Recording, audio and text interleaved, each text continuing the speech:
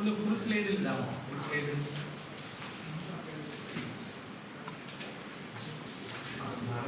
മൂന്നാമത്തെ സ്ലൈഡിൽ പോകാൻ. ഇപ്പൊ രാവിലെ നമ്മൾ കുറച്ച് കഥയൊക്കെ പറഞ്ഞില്ലേ, അതോടുകൂടി ഇൻട്രൊഡക്ഷൻ ടു എ കഴിഞ്ഞു കേട്ടോ. First lecture introduction to A ആയിരുന്നു. അത് ഓക്കെ അല്ലേ? ഇൻട്രൊഡക്ഷൻ, അതാണ് ഇൻട്രൊഡക്ഷൻ. ഇപ്പൊ അടുത്ത ടോപ്പിക്കിലേക്ക് നമ്മൾ പോവാണ്. Fuzzy logic and genetic algorithm. Actually professor Zadeh invented fuzzy logic.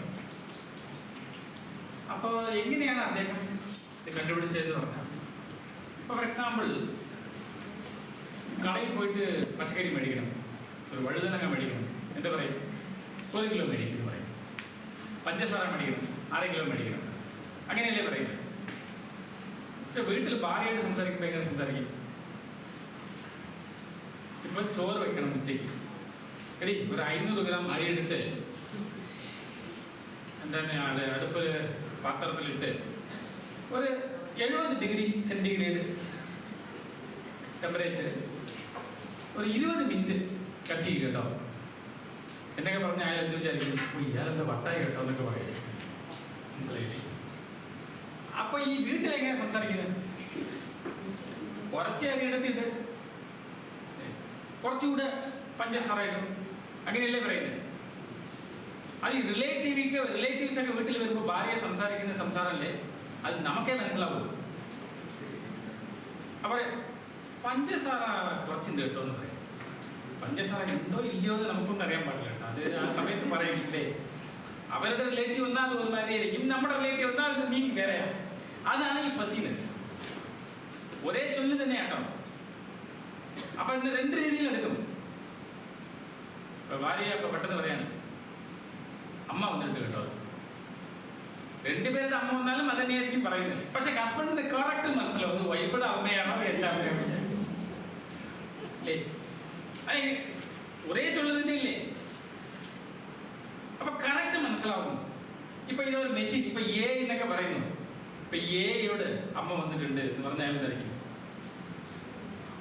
വളരെ ക്ലിയർ ആയിട്ട് പറയണം. അതാണ് എഐയുടെ പ്രശ്നം. അപ്പൊ human language is always fuzzy. അതാണ് ഈ പ്രൊഫസർ സേഡ ചിന്തിച്ച് ഒരു ലോജിക് തന്നെ ഉണ്ടാക്കി. ഫസി ലോജിക്, കൺഫ്യൂഷൻ ഉണ്ടാക്കുന്ന ഒരു ലോജിക്ക്, കൺഫ്യൂഷൻ ഇല്ലാതെ തിരിച്ചറിയുന്ന രീതിയിൽ ഉണ്ടാക്കിയ ലോജിക്കാണ് ഈ ഫസി ലോജിക്. അപ്പൊ രാവിലെ നമ്മൾ പറഞ്ഞത് മാതിരി എഐ ഇല്ലാതെ മേഖലയേ ഇല്ല കേട്ടോ. എല്ലാ രൂപത്തിലും എഐ നമ്മുടെ കൂടെ ഉണ്ട്. സാധനങ്ങളടക്കം പറയുന്നു. ഫോർ എക്സാമ്പിൾ പണ്ട് എന്തോ ഒരു ടൂൾ ഉണ്ടായിരുന്നു സാർ, എയുടെ ഒരു സാധനം കടയിൽ കിട്ടില്ല സാർ. എത്ര സാർ ഒരു ലേഡിക്ക് പേര് ഒരു സാധനം എന്താണ് എന്തോ പേര് കറക്റ്റ്? അലക്സയുടെ എന്ത് പറയാം? അലക്സ ഇന്നത്തെ വിശേഷം എന്താണെന്ന് ചോദിച്ചാൽ അത് കറക്റ്റ് പറയും അല്ലേ? പക്ഷെ ഇപ്പൊ അലക്സ മൊബൈലിലുണ്ട്, ഇപ്പൊ കാറിൽ വന്നു അല്ലേ?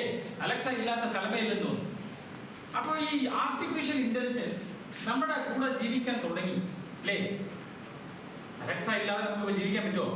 ഇല്ല. ചില കാരണങ്ങൾ, ചില റീസൺ പറഞ്ഞാൽ പെട്ടെന്ന് കാര്യങ്ങൾ നടക്കുന്നു. ഫോർ എക്സാമ്പിൾ ഇപ്പൊ പണ്ടൊക്കെ ഒരു പത്രം എടുത്ത് അതെല്ലാം വായിച്ച് നമ്മൾ എന്താണ് ഒരു കുറേ സമയം മെനക്കെടുക. പക്ഷെ ഇപ്പൊ അലക്സ എന്താണ് ഇന്ന് പ്രധാന വാർത്ത?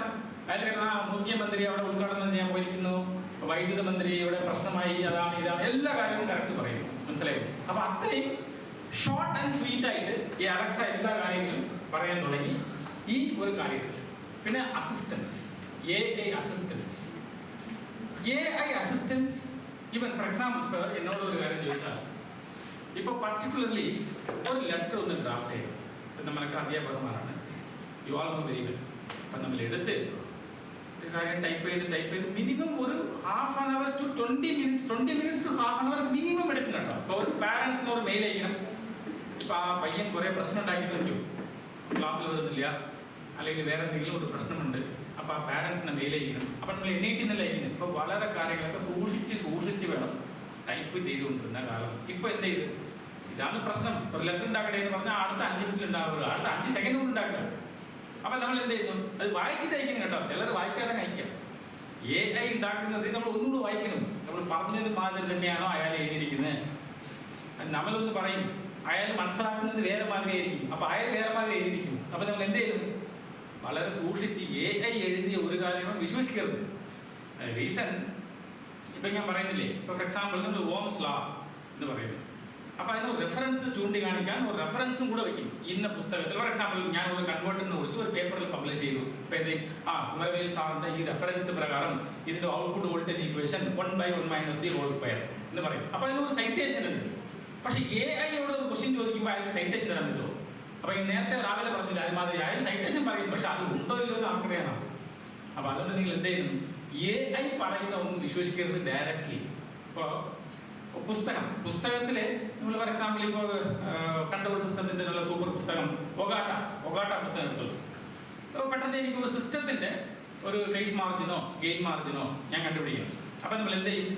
കറക്റ്റ് ട്രാൻസ്ഫർ ഫംഗ്ഷൻ എടുക്കും, അതിന്റെ ഫ്രീക്വൻസി ഒക്കെ വെച്ച് അറേഞ്ച് ചെയ്ത് ജസ്റ്റ് ബോഡി പ്ലോട്ട് വരയ്ക്കും, എന്നിട്ട് phase margin gain margin correct കണ്ടുപിടിക്കും.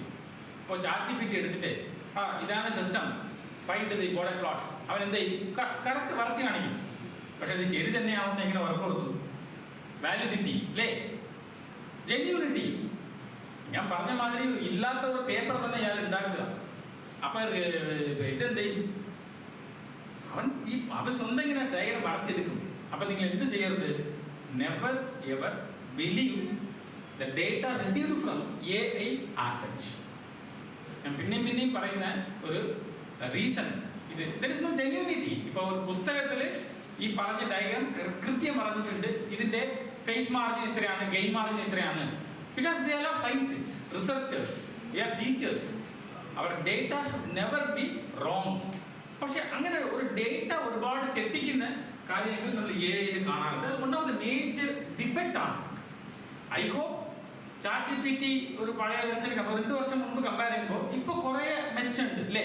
ഇപ്പൊ പലരും ChatGPT പറയരുതല്ലോ, ഉപയോഗിച്ചില്ലെന്ന് ആരും പറയല്ലേ, ഉപയോഗിക്കാത്ത ആളെ ഇല്ലെന്ന് എനിക്ക് പറയാനുള്ളൂ. ഇപ്പോൾ മനസ്സിലായില്ലേ? ChatGPT എല്ലാവരും ഉപയോഗിക്കണം എന്നാണ് ഞാൻ കൂടെ പറയുന്നത്. ഫോർ എക്സാമ്പിൾ ഒരു പാരന്റ്സിനെ ലെറ്റർ എഴുതണം, ഇപ്പോഴും കുത്തിയിരുന്ന് ഒരു 20 മിനിറ്റ് ലെറ്റർ ടൈപ്പ് ചെയ്യുന്നത് കൊണ്ട് എന്തെങ്കിലും ഗുണമുണ്ടോ? ഒരു ഗുണമൊന്നുമില്ല. അതുമാതിരി ഇപ്പോൾ ഒരു മീറ്റിംഗ് നടന്നു, അതിന്റെ മിനിറ്റ്സ് ഉണ്ടാക്കുന്നത് എന്തോ ഒരു ബുദ്ധിമുട്ടുള്ള ജോലിയാണെന്ന് നിങ്ങൾക്ക് എല്ലാവർക്കും അറിയാമായിരിക്കും അല്ലേ? അതൊക്കെ ഒരു ടീച്ചേഴ്സിന് ഈ ഫയൽ മാനേജ്മെന്റ് MBA-ക്ക് വേണ്ടി ഉണ്ടാക്കുന്ന ഫയൽ മാനേജ്മെന്റ് ഇത് റെക്കോർഡ് ചെയ്തുകൊണ്ടിരിക്കാൻ തോന്നില്ലേ? ഇയാൾ പല കാര്യങ്ങളും റെക്കോർഡ് ചെയ്തുകൊണ്ടിരിക്കുകയാണ്. അപ്പൊ അതുകൊണ്ട് ഈ എന്തെങ്കിലും സ്ഥാപനത്തിനെ കുറിച്ച് പറയുമ്പോൾ സൂക്ഷിച്ച് സംസാരിക്കുന്നില്ല. NIT-ലെ ഒരു ടീച്ചർ ഒരു കാര്യം പറഞ്ഞിട്ട് വലിയ പുളിവാളായിട്ട് കേട്ടോ, എല്ലാവരും വന്നിട്ട് എല്ലാ ആഴ്ചയും എപ്പോൾ ഫ്രീ ആയിരിക്കുന്നത്, എപ്പോൾ അവർക്ക് ബോറടിക്കുന്നത് നേരെ അവർ പൊടി പിടിച്ചേക്ക് വരിക, റെക്കോർഡ് ചെയ്തിട്ടോ. അപ്പൊ കുറച്ച് പേര് റെക്കോർഡ് ഓഫ് ചെയ്ത്